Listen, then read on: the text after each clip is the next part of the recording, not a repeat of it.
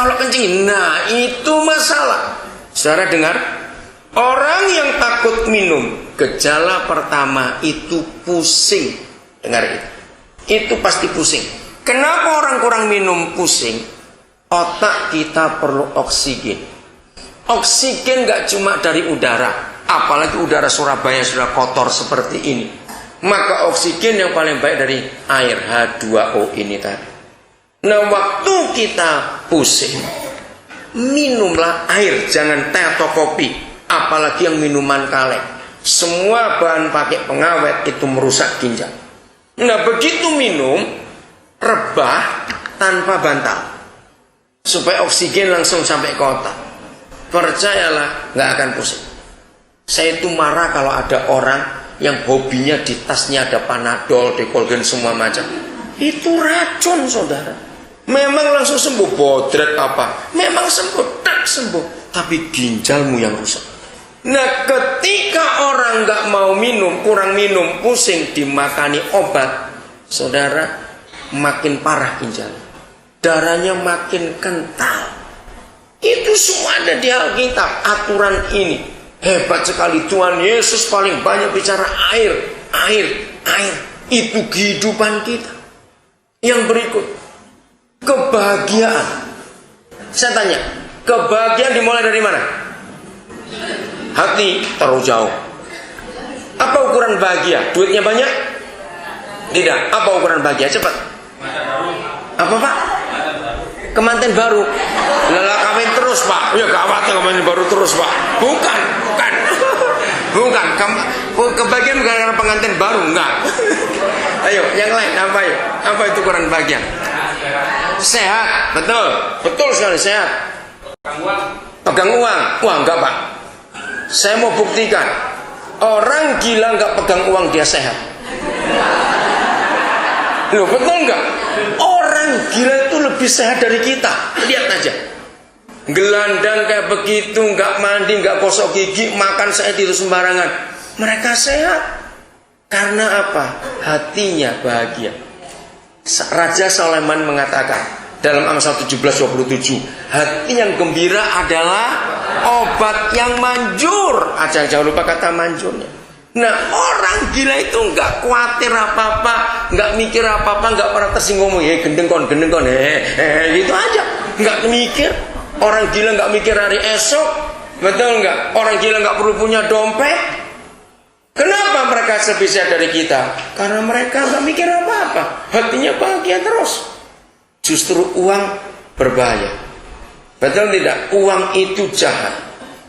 Uang itu menurut Tuhan Yesus, kalau saudara baca Lukas 16 ayat 9, zaman dulu Yesus hidup, uang itu disebut setan. Nah, saya itu ingin memasarkan lagi kata itu, sehingga kalau anak-anak kita, Pak, jalur setan 3.000, wih, pakai, gitu loh. Mak, setan 5.000. Nah, kata itu tepat, itu Lukas 16 ayat 9, itu setan uang itu. Setanmu berapa? 2 juta. Wih. Setannya Bu Lili berapa? 3 miliar. Waduh, banyak betul. Aku utang setan 3 juta. Saudara, kalau pakai kata itu, orang itu mikir. Itu kalimat yang luar biasa. Saya mau pakai itu sampai hari ini. Maka itu di badan saya, walaupun saya punya dompet, saya nggak pernah dompet taruh di badan saya. Ada 2 alasan. 1, uang itu benda yang paling kotor sedunia. Betul tidak? Bakterinya paling banyak. Maka itu ada orang ngantongi uang di sini, aduh, situ geli, itu kotor goblok. Ditaruh di situ lagi. Simpan di tempat yang khusus, jangan jauh. Memang uang itu jahat. Jawab iya atau tidak? Jawab, gak usah ragu-ragu. Mata duitan dengan jawab begitu ya sudah. Uang itu jahat. Kakak adik bisa bunuh-bunuhan. Betul tidak? Orang tua anak bisa putus hubungan gara-gara warisan. Maka itu salah, Pak. Kebahagiaan bukan karena uang banyak, tidak. Sehat, betul. Apalagi? Ayo. Oke, saya kembalikan lagi. Di mana kita mulai hidup sehat? Bukan karena makanan. Saya katakan, kebahagiaan itu dimulai di rumah. Dengar baik-baik. Kebahagiaan itu dimulai di rumah. Nah, kitab suci kita, Alkitab itu mengajarkan tentang hubungan suami istri. Di dalam surat-surat Paulus, ya saya nggak ada waktu ini ya. Kalau memang saudara perlu khusus bicara soal suami istri, nanti kita cari waktu yang lain. Tapi di surat-surat Paulus, Tuhan kita itu bicara tentang tempat tidur. Coba gini, satu orang aja baca Ibrani 13 ayat 4. Yang ada Alkitab dekat-dekat buka. Saudara jangan merasa tabu. Ini bukan kitab suci, ini buku buatan manusia. Ini buku pengetahuan. Ini saya akan mulai dengan ini. Kebahagiaan, kesehatan, semua kesuksesan itu ternyata dimulai dari rumah. Tidak ada pemerintah negara mana saja di dunia itu membuat sensus tempat tidur. Ada tidak? Pengangguran apa? Enggak ada. Tapi Tuhan Yesus membuat sensus tempat tidur. Ayat ini sebagai aturan hidup pernikahan yang sangat hebat.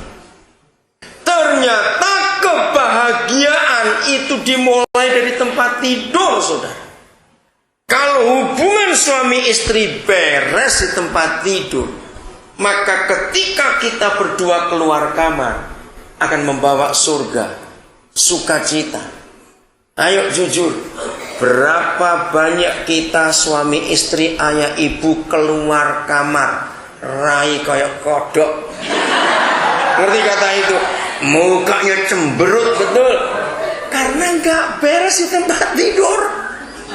Lah anak-anak jadi korban. Kalau tiap hari ayah ibunya keluar kamar dengan marah-marah, mau pinter bagaimana anak-anak itu? Mau dijelaskan dengan guru-guru yang hebat. Kalau hampir tiap hari mereka dengar bapak ibunya ribut, bertengkar, anak yang jenius pun jadi goblok. Karena waktu mereka sudah belajar tidur, tiba-tiba kaget, bapak mbok bengok-bengok, maki-maki, kata-kata kasar. Anak itu takut, saudara. Betul tidak? Lupa semua pelajaran itu. Dan kalau kita suami istri nggak beres di kamar, kita keluar kamar sudah nggak beres, semua yang kita lihat jadi salah. Maka itu yang hobinya tiap kali bangun pagi ngamuk bertobat hari ini. Masa tiap pagi bangun mesti marah? Ada saja jadi bahan marah. Kenapa lampu gak dimatiin? Kenapa belum nyapu? Aku asal cari. Nah, itu cepat mati. Tahu nggak orang kayak begitu itu? Nggak ada kehidupan yang bahagia. Nah, terus ke kantor, terus ke pekerjaan, naik motor disalip kucing, tersinggung. Ya ampun. Loh, ngerti gak contoh ini? Tersinggung, lu padahal kucingnya lewat kok. Kenapa? Karena gak beres di tempat tidur. Maka itu firman itu bagus. Hendaklah semua orang, semua penuh hormat terhadap perkawinan. Efesus 4 ayat 25. Lihat ini, kita harus menjaga hubungan keluarga kita suami istri. Ayo yang lain cepat baca. Efesus 4:25. Ini untuk suami istri. Jadi tempat tidur kita. Saya mau tanya dulu sebelum saudara baca. Anak-anak paling suka main di tempat mana? Nah, itu aneh.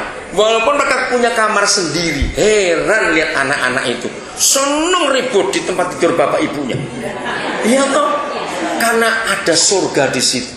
Tapi lihat, begitu kita ribut, nggak usah pakai mulut tapi jengkel saja, tempat tidur kita sepi. Anak bisa takut naik ke situ. Padahal mereka nggak tahu kita lagi ribut. Jawab iya atau tidak. Hebat sekali tempat tidur itu, saudara. Loh bener. Nah, tempat tidur nggak ditentukan merek apa, berapa juta. Enggak. Berapa waktu yang lalu saya itu dilapori teman. Kami baru beli tempat tidur 34 juta.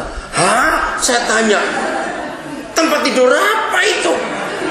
Ternyata ada. Dengarkan saudara. Ada pepatah, nggak tahu siapa nulis. Dikatakan gini, uang, nah, uang lagi ya Pak ya. Dengarkan ini. Uang bisa membeli obat, tapi tidak bisa membeli kesehatan. Betul?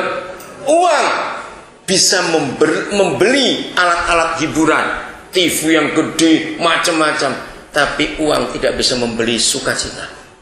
Uang bisa membeli tempat tidur yang mahal, tapi uang tidak bisa membeli tidur nyenyak. Setuju?